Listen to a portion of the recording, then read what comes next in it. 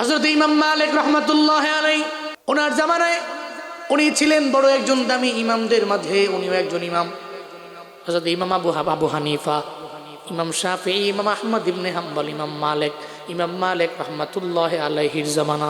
ওনার জামানার মধ্যে একটা ঘটনা ঘটে গেল। এক আল্লাহর বান্দি, উনি নামাজি ছিলেন, পর্দাকর্মী ওলি নারী। উনি অনেক ভালো নারী, ভালো ভালো গুণে গুণান্বিত। ওই নারী জমিন থেকে বিদায় নিয়ে চলে গেলেন, জমিন থেকে বিদায় নিয়ে চলে গেলেন। ভালো নারী, নামাজি নারী, পর্দাশীল নারী, ভালো নেক আমল কর্মী ওলি নারী জমিন থেকে বিদায় নেওয়ার পরে এখন তো ওনাকে গোসল করানো লাগবে, জীবনের শেষ গোসল।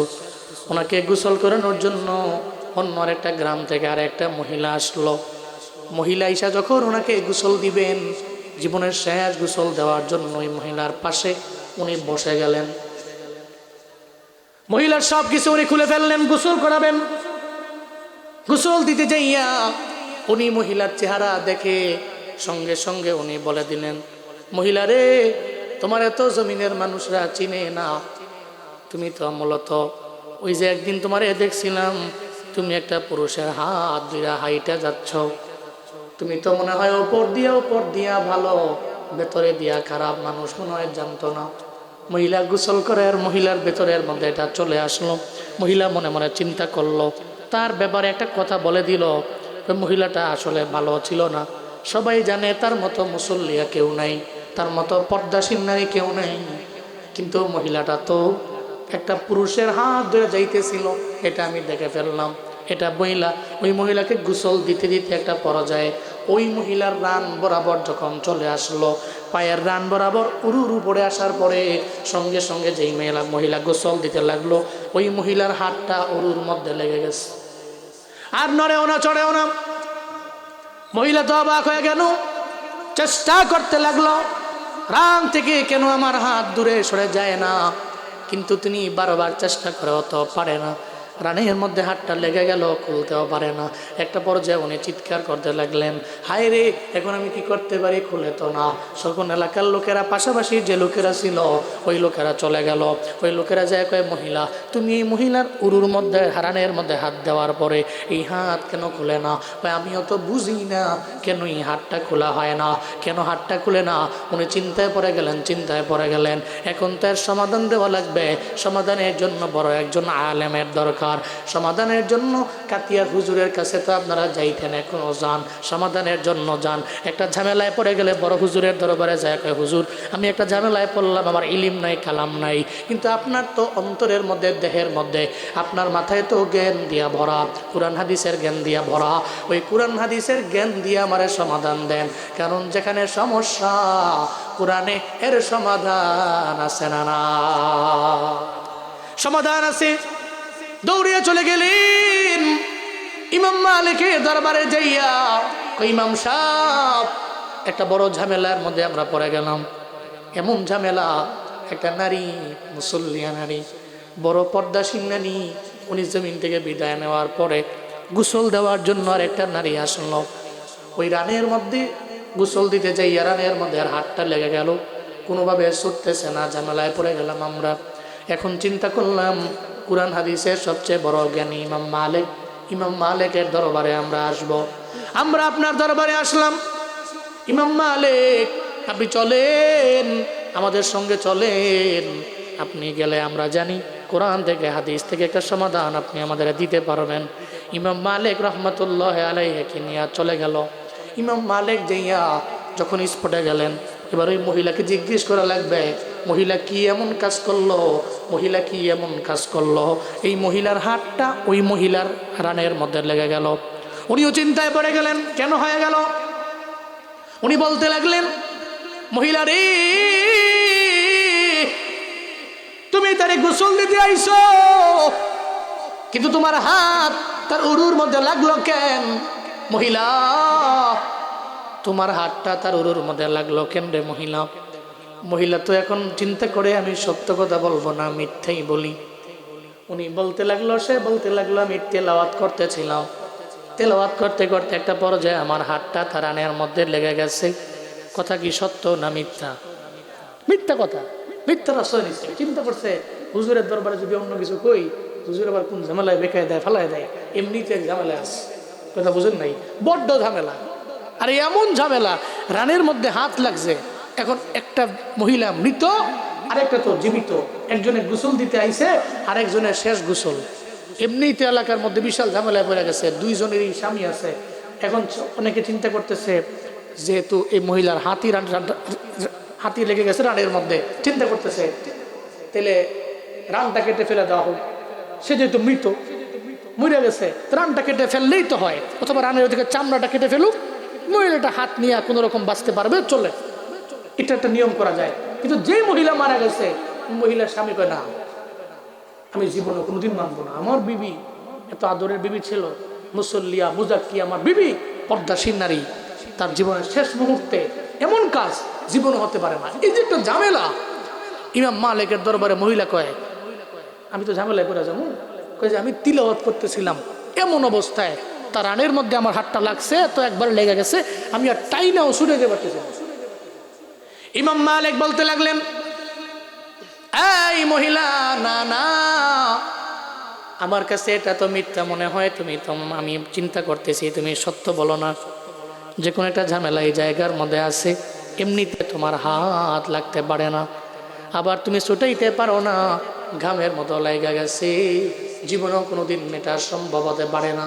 ইমাম মালিক যখন বারবার বলতে লাগলেন, এবার মহিলা বলেই ফেলল, ইমাম সাহেব, আমি মহিলাকে গোসল দেওয়ার জন্য যখন আসলাম, এই মহিলার চেহারা দেখে আমি বইলা দিলাম, মহিলাটা একটা পরপুরুষের সঙ্গে হাত ধরে হাঁটছে, আমি নিজের চোখে দেখলাম, আমি তার বিষয়ে একটা বাজে ধারণা, একটা জন্মে জাহেল, একটা মূর্খ ধারণা আমি আমার অন্তরের মধ্যে নিয়ে আসলাম।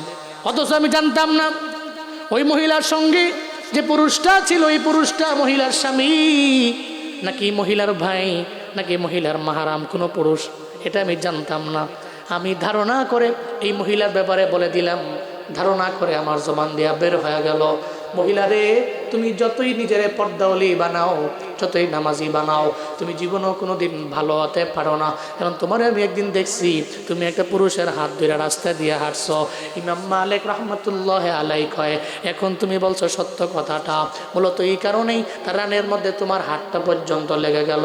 এবার ইমাম মালিক রহমতুল্লাহ আলাই কয়, মহিলারে, তুমি যেহেতু একজনের বিষয়ে একটা তুহমত তুমি দিয়া দিলা, ওইটা তো পুরুষ, ওই অন্য পর পুরুষ না হইয়া ওনার স্বামীও তো হইতে পারত, এটা ওনার ভাই হইতে পারত, এটা ওনার মাহারাম কোনো পুরুষ হইতে পারত, কিন্তু তুমি তুহমত দেওয়ার কারণে শরীয়তে বিচার আছে, বিচার হলো তোমাকে 80টা বেত্রাঘাত করা লাগবে। এই বিচার যদি করি, আশা করি সমাধান হয়ে যাবে, চিল্লা পড়া যাবে কি মারহাবা, 80 বেত্রাঘাত তোমার করা হবে, 80 দৌড়া মারা হবে।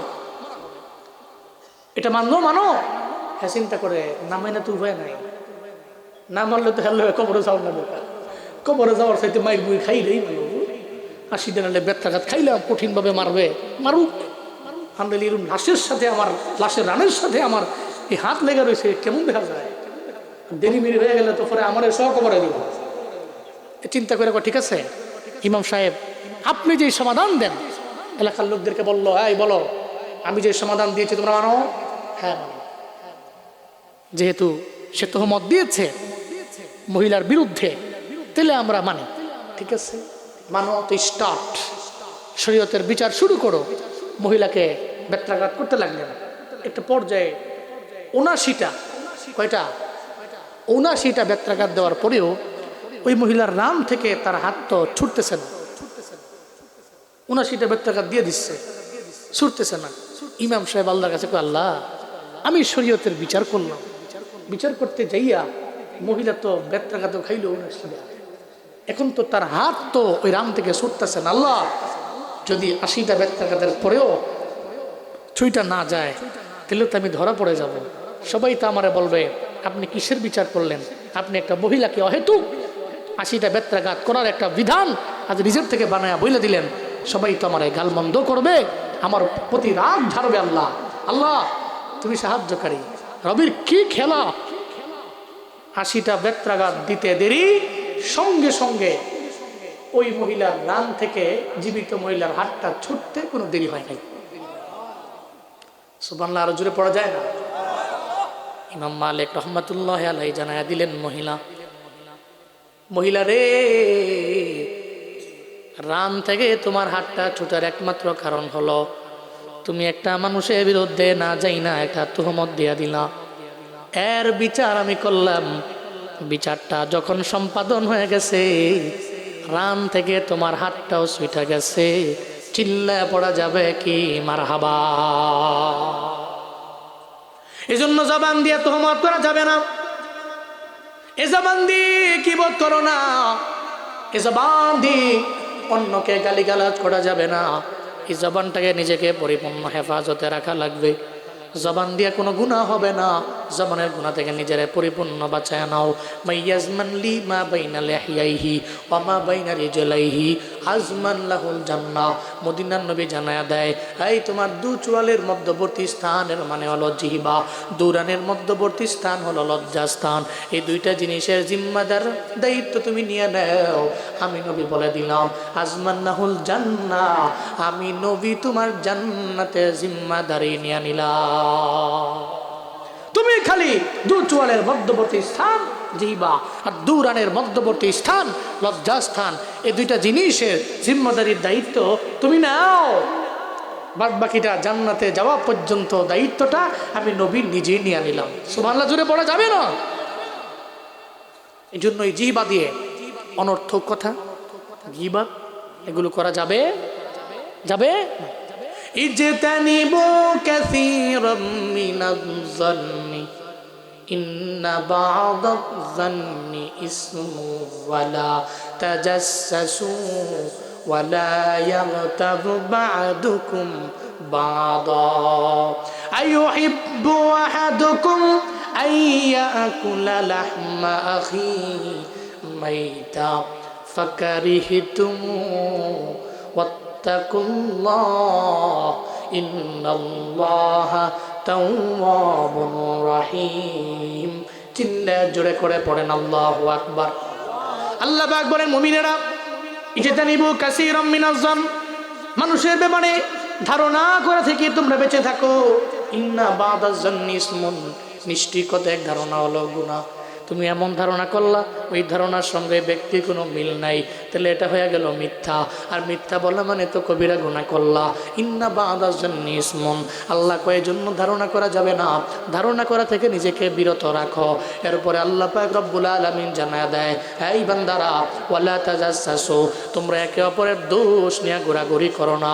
ওয়ালা ইয়াগতাব বা'দুকুম বা'দা, তোমরা একে অপরের গীবত করো না। আল্লাহ পাক বলেন, আইয়ুহিব্বু আহাদুকুম, চলে আসছেন, আইয়ুহিব্বু আহাদুকুম আইয়াকুলা লাহমা আখিহি মাইতান ফাকারিহতুমু। আল্লাহ পাক রব্বুল আলামিন বলেন, আইয়ুহিব্বু আহাদুকুম, তোমাদের কেউ কি পছন্দ করবে, আইয়াকুলা লাহমা আখিহি মাইতান, তার মৃত ভাইয়ের গোশত ভক্ষণ করতে কি তোমাদের কোনো ব্যক্তি পছন্দ করবে? জীবনও কোনোদিন কোনো মৃত ভাইয়ের গোশত ভক্ষণ করতে তোমরা পছন্দ করবে না। আল্লাহ কয় ফাকারিহতুমু, বস্তুত তোমরা পছন্দ করবে। এই জন্য আল্লাহকে ওয়াত্তাকুল্লাহ, তাহলে আল্লাহর ভয় নিয়ে তুমি আগাও। কারো ব্যাপারে কোনো খারাপ ধারণা করা যাবে না, করলে ভালো ধারণা করা যায়। আবার কারো দোষ নিয়ে ঘুরে যাবে না, পারলে গুণটাকে ভাইরাল করে দাও। ও বাবা, দুনিয়াতে চলার পথে কোনো ব্যক্তির নামে গীবত করা যাবে না। গীবত শেখায়ের থেকে নিজেকে বিরত রাখা লাগবে।